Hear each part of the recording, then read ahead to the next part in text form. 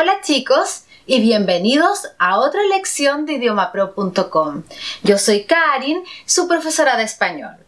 Recuerden que las últimas dos lecciones de gramática ya aprendimos cómo conjugar los verbos AR y los verbos ER. Entonces, ¿qué creen que vamos a aprender hoy? ¿Ya lo adivinaron? Vamos a aprender cómo conjugar el tercer grupo, los verbos IR en español. ¡Vamos!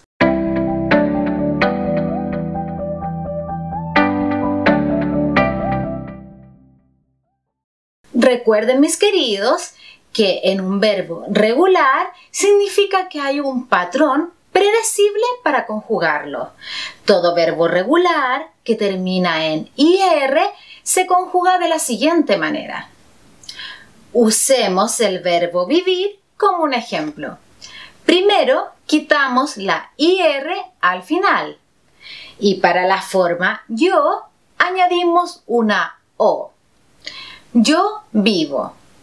Para la forma tú, añadimos es. Tú vives. Para la tercera persona singular, añadimos E. Usted, él y ella vive. Nosotros vivimos, vosotros vivís y ustedes, ellos y ellas viven.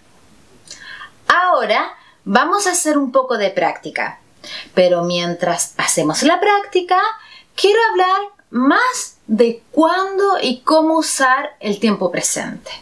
Uso número 1. Usamos el tiempo presente para hablar de acciones habituales, es decir, cosas que normalmente pasan con algún tipo de frecuencia. Por ejemplo, nosotros a misa todos los domingos. Asistimos. Aquí estamos hablando de una acción que hacemos todas las semanas. Asistimos a la misa todos los domingos. Cosas malas siempre me ocurren. En este ejemplo, la palabra siempre significa que estamos hablando de una acción constante y persistente. Uso número 2 del presente.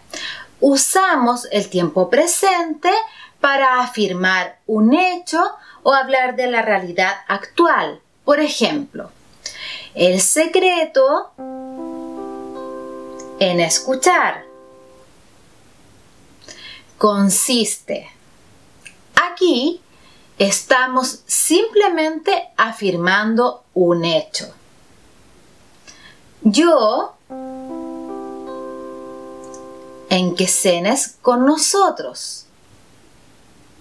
Insisto. Aquí usamos el tiempo presente para expresar mi opinión. Y uso número 3. Usamos el tiempo presente para hablar de acciones en un futuro cercano. Normalmente, este está acompañado de una expresión de tiempo también. Por ejemplo, la tienda por primera vez mañana. Abre. En este caso, estamos hablando de una acción que va a pasar mañana, o sea, en el futuro, pero aún así podemos usar el tiempo presente.